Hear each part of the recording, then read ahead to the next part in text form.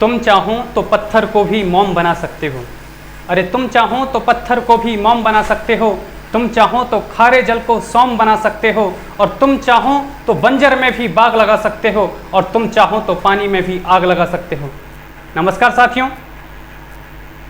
स्वागत है आपका एएस नॉलेज प्लस पर। मैं हूं रत्नेश आर्य और आप हैं मेरे साथ इतिहास के विषय में जानने के लिए। आज हम जानेंगे कि इतिहास है क्या है, इतिहास का वास्तविक स्वरूप कैसा है, इतिहास हमें क्यों ज़रूरी है और इतिहास हमें क्या देकर के जाता है। दोस्तों, इतिहास प्राचीन समय में हुई घटनाओं या यूं कहें भूत में हुई सभी घटनाओं का एक चरणबद्ध विकास या पूर्व में हुई घटनाओं का एक चरणबद्ध अध्ययन इतिहास कहलाता है। दोस्तों, भारत का इतिहास बहुत पुराना इतिहास है। मानव सभ्यता के शुरुआती विकास से लेकर के आज तक का जो इतिहास हमें दिखाई देता है, इस इतिहास ने बहुत सारे चरणों को क्रॉस करने के बाद आज का जो इतिहास हम पढ़ते हैं वो हमारे सामने है। दोस्तों, इतिहास हमारे लिए ज़रूरी क्यों है, इतिहास हमें दे करके क्या जाता है, आइए हम चर्चा करेंगे। इतिहास क्यों ज़रूरी है। इतिहास हमारी अच्छाइयों, हमारे किए गए बीते समय में हमारे द्वारा की गई अच्छाइयाँ, अच्छे कार्य, उनको आगे बढ़ाने और अतीत में हमारे द्वारा की गई भूलों से सबक लेकर के, उनसे सीख लेकर के भविष्य में ऐसी गलतियां फिर से ना हो, फिर से उनको ना दोहराएं और आगे निरंतर हम विकास करते रहें, क्योंकि ये विकास का क्रम कभी रुकता नहीं। विकास का जो क्रम है वो लगातार पीढ़ी दर चलता रहता है। ये विकास एक ऐसा विकास है जो शुरू से लेकर के जब तक शताब्दियाँ आएंगी, जाएंगी, बीतेंगी, जितना भी घटनाक्रम घटेगा उसके हिसाब से विकास का चरण चलता रहेगा। दोस्तों, इतिहास भी मानव सभ्यता का एक क्रमिक विकास का अध्ययन है, जो हमारे अतीत में हुई भूलें और अतीत में हुई अच्छे कार्यों को याद दिलाता है। दोस्तों, भारत का इतिहास कई सभ्यताओं से बहुत पुराना है। भारत का इतिहास एक ऐसा इतिहास है जो निरंतर विकास के चरणबद्ध क्रम से गुजरता हुआ आज वर्तमान स्वरूप में जो दिख रहा है वो इतिहास है। दोस्तों, वर्तमान जब भूत बन जाता है तो इतिहास कहलाता है। आज हम जानेंगे कि क्या है भारतीय इतिहास और भारतीय इतिहास की जानकारी हमें कहाँ, कैसे, कब, क्यों मिलती है। आइए जानते हैं। दोस्तों, भारत के इतिहास में के विषय में जो हमें जानकारी प्राप्त होती है उसके कई सारे स्रोत हैं। स्रोत कई सारे होने का कारण क्या है, एक ही स्रोत क्यों नहीं है। दोस्तों, भारत का इतिहास जैसा कि बहुत प्राचीन इतिहास है। प्राचीन इतिहास से मतलब भारत का विकास या सभ्यताओं का विकास जो हुआ है वो चरणबद्ध तरीके से हुआ है। जैसे मानव का विकास क्रमिक विकास हुआ है, ऐसे ही सभ्यताओं का विकास भी क्रमिक होता है। पहले कुछ और होता है, जैसे टेक्नोलॉजी। आज के ज़माने में हम कल्पना नहीं करते थे कि कोई दूर बैठा हुआ व्यक्ति हमारी आवाज़ को सुन पाएगा। लोग कहते थे कि कभी ऐसा संभव होगा, लेकिन तब तक हमें नहीं लगता था जब तक मोबाइल का विकास नहीं हुआ था। क्यों? क्योंकि ये भी एक चरणबद्ध विकास था। टेक्नोलॉजी का विकास भी एक चरणबद्ध विकास था। ठीक उसी प्रकार से इतिहास का विकास, सभ्यताओं का विकास, लगभग सभी विकास चरणबद्ध तरीके से होते हैं। भारत का इतिहास भी एक चरणबद्ध इतिहास है। दोस्तों, भारत के इतिहास के विषय में जो जानकारी मिलती है वो अन्य स्रोतों से मिलती है। जैसे प्राचीन इतिहास की अगर हम बात करें तो भारत के प्राचीन इतिहास के विषय में जानकारी हमारे पूर्वजों द्वारा विकसित की गई सभ्यताएं या उनके द्वारा लुप्त हुई सभ्यताएं, निरंतर सभ्यताओं का उद्भव और पतन ये लगातार चलता रहता है। उन्हीं पतन और उत्थान की एक ऐसी गढ़ी हुई रूपरेखा जो चरणबद्ध है, वही इतिहास है। दोस्तों, भारत बहुत प्राचीन सभ्यता है इस भारतवर्ष ने बहुत सारे उत्थान, बहुत सारे पतन, बहुत सारे आक्रमण, न जाने क्या क्या सुना है, क्या क्या सुना है, क्या क्या देखा है, क्या क्या सहा है। आज उसी के बारे में जानेंगे, उसी इतिहास के विषय में जानेंगे कि इतिहास क्या है, भारत का स्वरूप कैसा है, भारत के इतिहास का स्वरूप कैसा है। आइए जानते हैं, चर्चा करते हैं भारत के इतिहास के विषय में। दोस्तों, प्राचीन भारत के इतिहास के अध्ययन के विषय में जो स्रोत हैं वो पुरातात्विक स्रोत, दो स्रोत हैं। एक तो स्रोत है पुरातात्विक स्रोत और दूसरा स्रोत है साहित्यिक स्रोत। ये पुरातात्विक स्रोत क्या है दोस्तों? पुराना तत्व, अवयव या कोई मेटल, कोई धातु किसी भी प्रकार के हो सकते हैं। पुरातात्विक स्रोत वे स्रोत जिसमें अवशेष, सिक्के, मूर्तियां, चित्रकला, चित्रकारी, ये सारी चीज़ें ये पुरातात्विक स्रोत से आती हैं। दोस्तों, अक्सर हम देखते हैं जब कभी तेज तूफान आता है, राजस्थान में देखते हैं अक्सर ऐसा लगता है कि आज जो रेत का टीला थोड़ी देर पहले कहीं और था, वो तेज हवा के झोंकों से उठ करके कहीं और चला जाता है।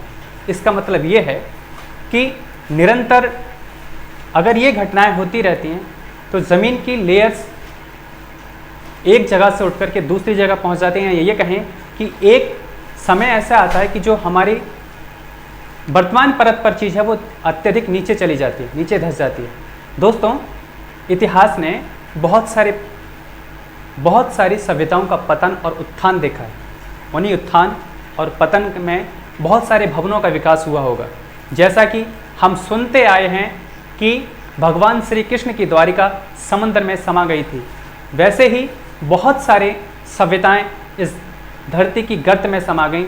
बहुत सारे वैज्ञानिकों ने उनको ढूंढने का प्रयास किया, क्रमिक चरणबद्ध तरीके से उनको ढूंढा, पता लगाया, तो पता लगा बहुत सारी जगह बहुत बड़े बड़ी इमारतें, बहुत बड़े बड़े स्नानागार, जैसे कि हमें सुनने को मिलता है मोहनजोदड़ो की सभ्यता, सिंध है, मेसोपोटामिया है, भारत की सभ्यता है।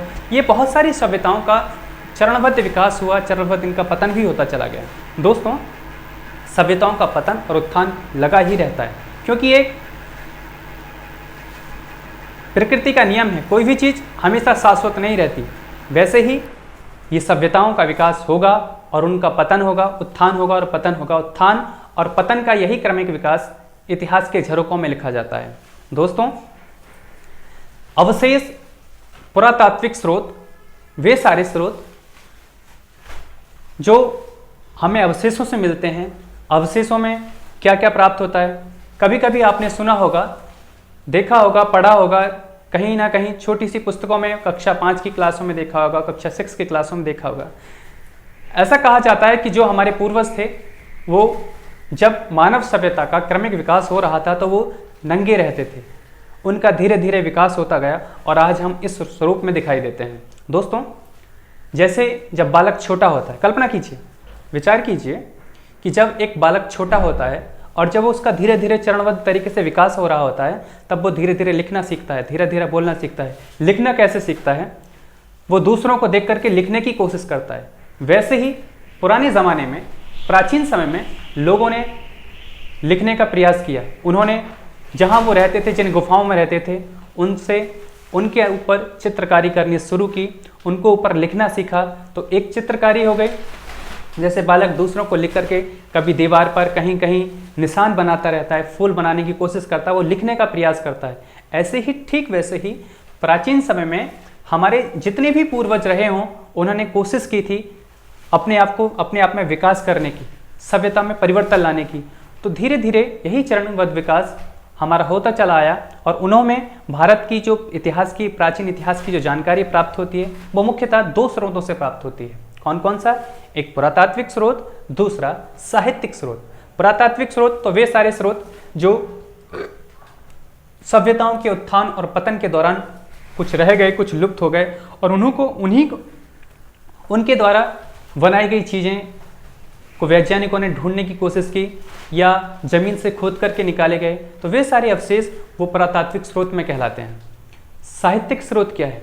साहित्य से सीधा मतलब है हमारे साहित्य, चाहे वो धार्मिक पुस्तकें हों या कोई विदेशी लेखक हो, तो या फिर हमारे जितने भी धार्मिक ग्रंथ हैं, जितने भी लेखकों के ग्रंथ हैं, जितने भी साहित्य हैं, वो सब किस में आते हैं? साहित्य में आते हैं। दोस्तों साहित्य का भी विकास चरणबद्ध है। आइए हम पहले चर्चा करते हैं कि पुरातात्विक स्रोतों में हम किस किस चीज़ का अध्ययन करेंगे। दोस्तों जैसा कि हम जानते हैं, भारत के इतिहास के विषय में जो जानकारी मिलती है 2 स्रोतों से मिलती है। पहला स्रोत पुरातात्विक स्रोत, दूसरा स्रोत साहित्यिक स्रोत।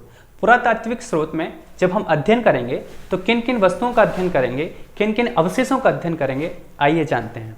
दोस्तों हम पुरातात्विक स्रोत के अंदर अध्ययन करेंगे, कौन किस किस चीज़ का अध्ययन करेंगे? पहला अभिलेखों का अध्ययन करेंगे। दोस्तों अभिलेखों के अध्ययन को एपिग्राफी कहा जाता है। क्या कहा जाता है? अभिलेखों को, अब जो अभिलेख होते हैं उनके अध्ययन को क्या कहा जाता है? एपिग्राफी कहा जाता है।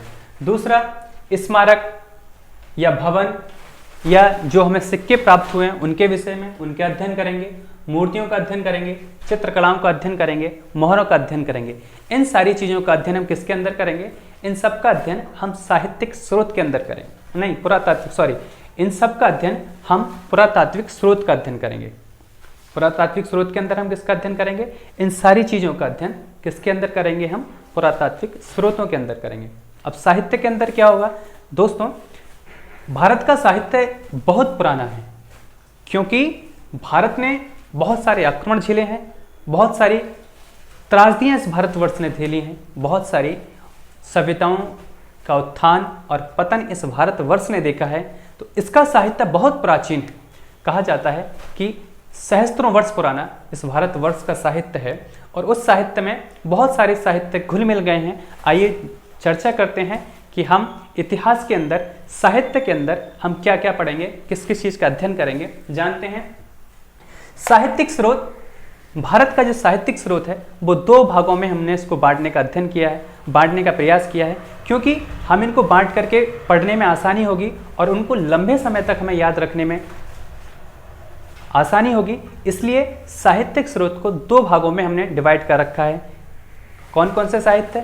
एक वो साहित्य जो भारतीय साहित्य है।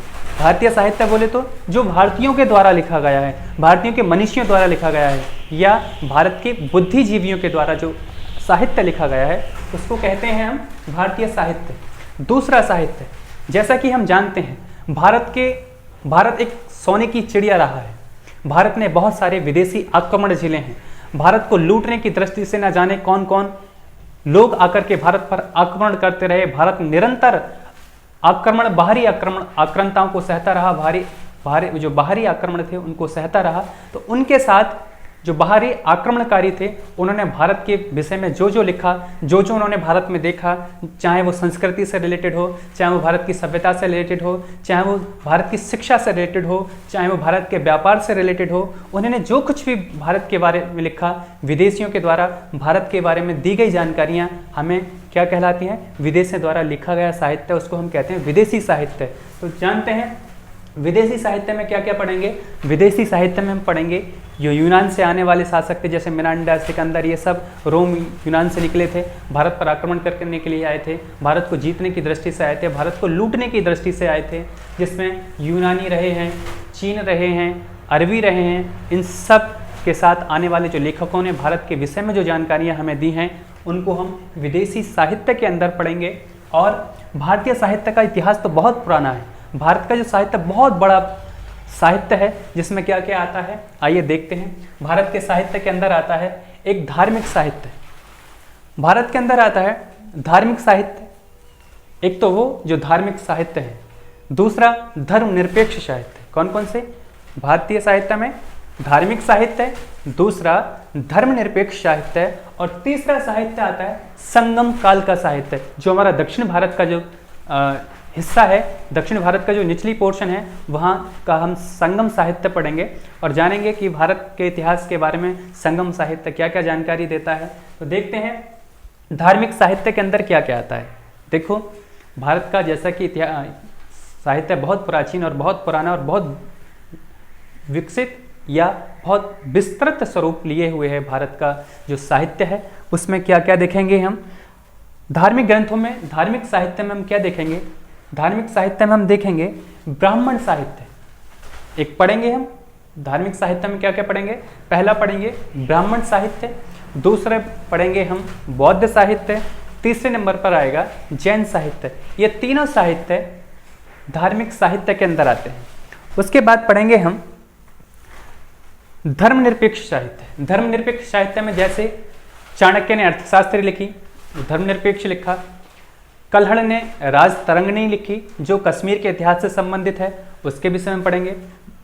तीसरा पढ़ेंगे हम अर्थशास्त्र हो गया, मुद्रा राक्षस हो गया। मुद्रा राक्षस किसकी लिखी है? विशाख दत्त ने मुद्रा राक्षस का प्रकाशन किया था। कालिदास के बहुत सारे नाटक हैं, उन सब के विषय में पढ़ेंगे। अभिज्ञान शकुंतलम उन्होंने लिखा, भगवती और बहुत सारी चीज़ें हैं उनके विषय में पढ़ेंगे। पाणिनि ने अष्टाध्यायी लिखी, अष्टाध्यायी एक संस्कृत की व्याकरण की बुक है, उसके विषय में पढ़ेंगे। ये भी धर्मनिरपेक्ष साहित्य है। तीसरा पढ़ेंगे हम संगम साहित्य। संगम साहित्य में जैसे तमिल साहित्य का बाइबल जिसको कहा जाता है, इसको हम कहते हैं त्रिकुरल। त्रिकुरल को तमिल साहित्य का बाइबल कहा जाता है। क्या कहा जाता है दोस्तों? त्रिकुरल को क्या कहा जाता है? त्रिकुरल को तमिल साहित्य का बाइबल कहा जाता है। बाइबल ऑफ तमिल साहित्य इज कॉल्ड त्रिकुरल। दूसरा आता है मणिमेखले, फिर आता है शिलप्पाकादिरम। इन सब सब्जेक्ट के बारे में हम पढ़ेंगे। और अब आते हैं ब्राह्मण साहित्य के अंदर। ब्राह्मण साहित्य के अंदर क्या क्या आता है देखते हैं। ब्राह्मण साहित्य के अंदर आते हैं वेद, उपनिषद, आरण्यक, वेदांग, महाकाव्य, पुराण। पुराणों में जैसे पुराण हैं, पुराण कई तरह के पुराण हैं, मत्स्य पुराण है, वायु पुराण है, इन सभी पुराणों के बारे में हम पढ़ेंगे। महाकाव्य जैसे 2 महाकाव्य हैं हमारे, रामायण और महाभारत, उनके विषय में पढ़ेंगे। उपनिषद हैं, वेदांग हैं, आरण्यक हैं, ब्राह्मण ग्रंथ हैं, इन सब के विषय में पढ़ेंगे। वेद हैं हमारे, जैसे वेद के विषय में पढ़ेंगे। ऋग्वेद, यजुर्वेद, सामवेद, अथर्ववेद, इनके अंदर क्या क्या है, कितने सूत्र हैं, कौन सा सूत्र किसके लिए है, किस वेद को पढ़ने वाले को क्या कहते हैं, किस वेद की रचना किसने की, इन सभी के विषय में अध्ययन करेंगे और जानेंगे कि वेदों से हमें क्या क्या जानकारी मिलती है और जानेंगे। जैसे बौद्ध साहित्य है, बौद्ध साहित्य में जैसे सूत पिटक है, विनय पिटक है और बहुत सारी साहित्य, बौद्धों का जो साहित्य है, बौद्ध धर्म का जो साहित्य है, उसके विषय में भी हम पढ़ेंगे। और आता है जैन साहित्य। जैन साहित्य में जैसे भगवती सूत्र है, कल्प सूत्र है और बहुत सारी जैन साहित्य की जैन धर्म की बहुत सारी पुस्तकें हैं, उनके विषय में पढ़ेंगे। धर्मनिरपेक्ष की हमने बात कर ली और यूनानियों की हमने बात कर ही चुके हैं। दोस्तों, इतिहास का हम अध्ययन, जिस प्रकार से इतिहास का जो विकास हुआ है, जैसे मानव सभ्यता का विकास हुआ है, या हम ये कहें बहुत सारी सभ्यताओं का विकास चरणबद्ध तरीके से हुआ है, ऐसे ही हम अपने इतिहास की जो अध्ययन करेंगे, अपने इतिहास का जो अध्ययन करेंगे वो भी चरणबद्ध अध्ययन करेंगे, जिससे क्या हो, हमें याद रखने में आसानी मिले, याद रखने में आसानी हो। जैसे अभिलेख हैं, बहुत सारे अभिलेख हैं, जैसे एहोल अभिलेख है और भीतरी गांव अभिलेख है, और जैसे भीतरी गांव अभिलेख है, एहोल अभिलेख है और बहुत सारे अभिलेख हैं, एहोल अभिलेख, भीम अभिलेख, मालवा का जो अभिलेख है, बहुत सारे अभिलेख हैं। इन सब के विषय में पढ़ेंगे, सबके विषय में थोड़ी थोड़ी जानकारी प्राप्त करेंगे, जानेंगे इतिहास में क्या लिखा है, क्या दिया है हमें इतिहास ने, हम इतिहास से हम क्या सीखेंगे।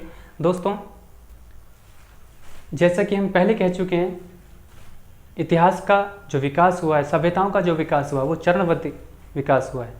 और उन सभी विकासों के, उन सभी सभ्यताओं का उत्थान, सभ्यताओं का पतन को जब हम चरणबद्ध तरीके से लिखते हैं और उनकी चरणबद्ध तरीके से इतिहास पढ़ते, चरणबद्ध तरीके से जब हम उसको लिखते हैं, चरणबद्ध तरीके से जब हम उसको पढ़ते हैं, तो क्या कहलाता है? इतिहास कहलाता है। और इतिहास क्या है? अब जो वर्तमान है, जैसे ही पास्ट में जाएगा, क्या बन जाएगा? इतिहास बन जाएगा।